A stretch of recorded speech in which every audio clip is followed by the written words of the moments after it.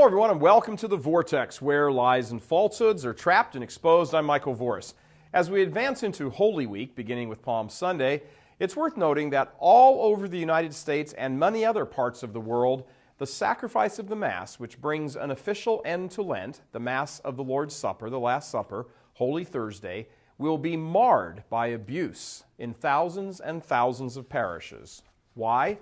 Because, in a tip of the hat to political correctness, or wanting to make nice with everyone in the parish, or to go out of the way so as not to offend anyone at all whatsoever, or in some cases owing to a dearth about the dignity of their own office as priests all over the place will wash the feet of women and children during that part of the Mass that most of us have come to recognize each Holy Thursday evening.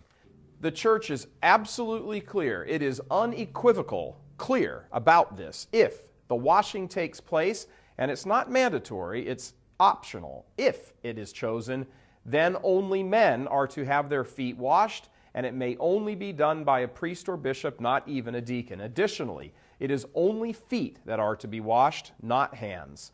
The liturgically abusive practice of washing the feet of women and sometimes children has become so institutionalized and common practice that no one pays any attention to it anymore.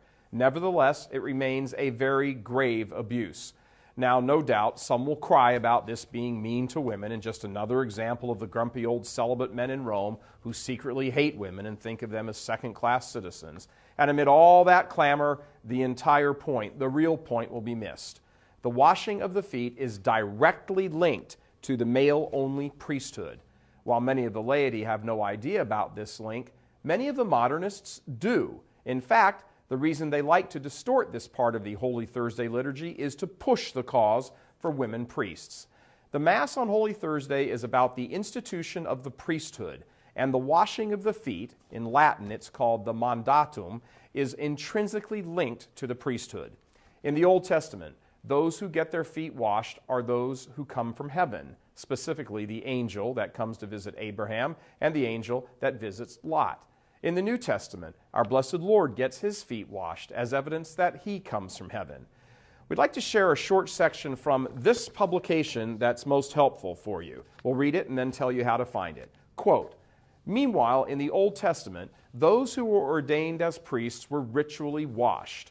When Jesus begins to wash the apostles' feet to illustrate that what he was doing was making them like the ministering angels who came down from heaven, Peter finally accepts by saying, 'Wash my hands and my head as well,' that is, 'make me your priest.'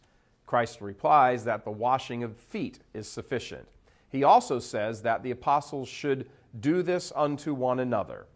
With the command, 'Do this in memory of me,' Christ made them priests. With that command, he completed what was begun with the washing of the feet. He made the priests holy, and like unto ministering angels, they minister the sacraments to us. So when Christ speaks of doing this, washing of feet unto one another, he is telling them that he has established his new priesthood to sanctify the people. When the people are made holy by the sacraments, they too will be like ministering angels unto the world." Now, we highly recommend you go to the website that we've linked on this page and read this full document.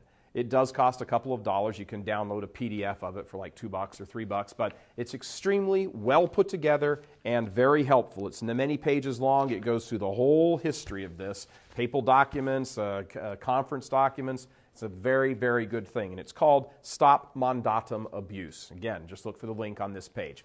Now, some people will say on parish staffs, for example, well, the U.S. bishops have allowed that practice here in America, so it's okay here. Well, if they do say that, they're wrong. In February of 1987, the USCCB claimed, via the chairman of the Bishops' Committee on the Liturgy at that time, that the washing of feet is merely an act of charity and thus may properly include both men and women. Well, it took a little less than a year for the Vatican to blow that notion right out of the water with the document Paschalis Solemnitatis. Quote, "The washing of the feet of chosen men," emphasis added, "which, according to tradition, is performed on this day, Holy Thursday, this tradition should be maintained and its proper significance explained," end quote. Nothing new has come from the Vatican since this 1988 document which allowed any variation of any kind whatsoever. Absolutely nothing. This is the final word. Now, it may very well be the case that large numbers of priests have simply been instructed very poorly in all of this.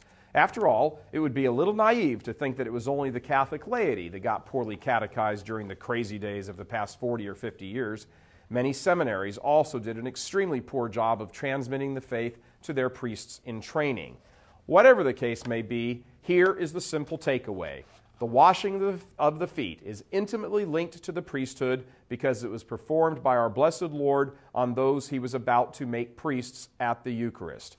Only men are to have their feet washed, and only by a priest or bishop, and it is only the feet that are to be washed, not the hands or any other body parts. When some other variation is done, it confuses the faithful and is a grave abuse because it tears away from the sacred character of the priesthood instituted by Christ himself on this most holy of nights. God love you. I'm Michael Voris.